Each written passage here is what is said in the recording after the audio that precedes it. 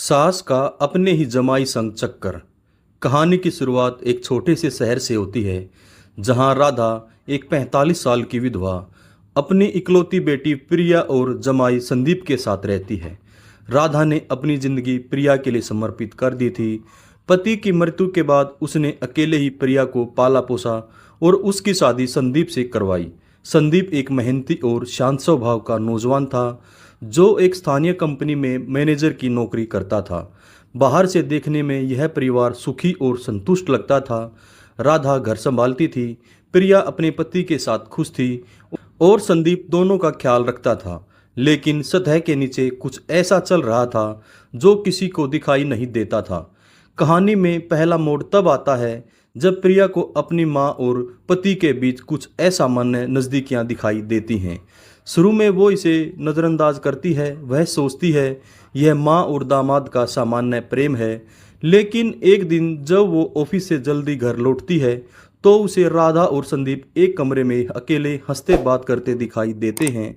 संदीप की नज़रें राधा पर कुछ ज़्यादा ही टिकी हुई थी और राधा का व्यवहार भी प्रिया को अजीब लगा। उस रात प्रिया अपने पति से इस बारे में पूछती है, लेकिन संदीप इसे हंसी में टाल देता है। प्रिया का मन बेचैन हो जाता है। कुछ दिनों बाद प्रिया को एक गुमनाम चिट्ठी मिलती है। उसमें लिखा होता है, अपनी माँ और पति पर नज़र रखो, कुछ गलत हो रहा है। यह चिट्ठी प्रिया के शक को और गहरा कर देती है। वो सोच में पड़ जाती है, क्या वाकई उसके परिवार में कुछ गलत चल रहा है। प्रिया अपने बचपन के दोस्त राहुल से मदद मांगती है, जो एक प्राइवेट डिटेक्टिव भी था। राहुल इस मामले की जांच शुरू करता है। राहुल कुछ दिनों तक राधा और संदीप की गतिविधियों पर नजर रखता है।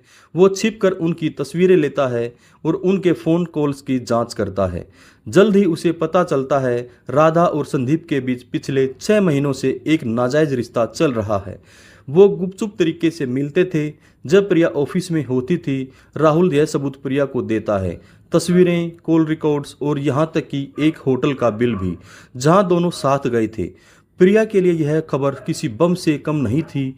उसकी दुनिया उजड़ जाती है। वो अपनी माँ से इस धोखे की उम्मीद नहीं कर सकती थी।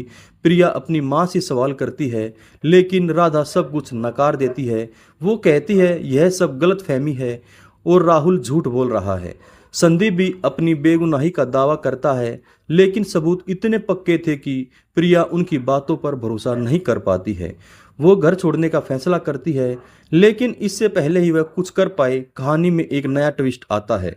राधा का एक पुराना प्रेमी विजय, जो एक अपराधी बन चुका था, इस रिश्ते से नाराज था। विजय और राधा का रिश्ता तब था जब प्रिया बहुत छोटी थी, लेकिन राधा ने उसे छोड़ दिया था क्योंकि वो एक अपराधी बन गया था। विजय को जब पता चलता है कि राधा का नाजायज रिश्ता उसके ही दामाद संदीप के साथ चल रहा है, तो उसका गुस्सा भड़क उठता है। वो राधा को धमकी देता है, अगर उसने संदीप से रिश्ता नहीं तोड़ा तो वह सबको बर्बाद कर देगा। विजय की धमकी के बाद राधा डर जाती है। वो संदीप से कहती है उन्हें यह रिश्ता खत्म करना होगा, लेकिन संदीप इसके लिए तैयार नहीं होता है। वो राधा से कहता है कि वह प्रिया को छोड़ देगा, लेकिन राधा के साथ रहना चाहता है। यह सुनकर राधा और संदीप के बीच तनाव बढ़ जाता है। इसी बीच विजय अपनी योजना पर काम शुरू कर देता है। जो भी हमारे दोस्त चैनल पर नए हैं, प्लीज़ चैनल को सब्सक्राइब जरूर कर लें और वीडियो के आखिर तक जरूर बने रहें। एक रात जब प्रिया अपने दोस्त के घर पर होती है, विजय संदीप के घर पहुंचता है। वह संदीप पर हमला करता है और उसकी हत्या कर देता है। राधा ये सब देखकर चीख पड़ती है, लेकिन विजय उसे भी नहीं छोड़ता। वो राधा को भी मार देता है और शव को एक पुराने गोदाम में छिपा देता है। विजय का मानना था कि राधा उसकी थी और किसी के साथ उसका रिश्ता उसे बर्दाश्त नहीं था। जब प्रिया अगले दिन घर लौटती है तो उसे संदीप का शव मिलता है। वह पुलिस को बुलाती है। पुलिस जांच शुरू करती है और जल्द ही गोदाम में राधा का शव भी मिल जाता है। प्रिया को शक होता है कि उसकी मां इसमें शामिल थी, लेकिन सच सामने आने पर उसे पता चलता है कि ये सब विजय की साजिश थी। पुलिस विजय को गिरफ्तार कर लेती है। वो अपना गुनाह कबूल कर लेता है। प्रिया इस दुख से उबर नहीं पाती। दोनों को खोने का दर्द उसे अंदर से तोड़ देता है। वो सोचती है कि उसकी खुशहाल जिंदगी एक पल में तबाह हो गई।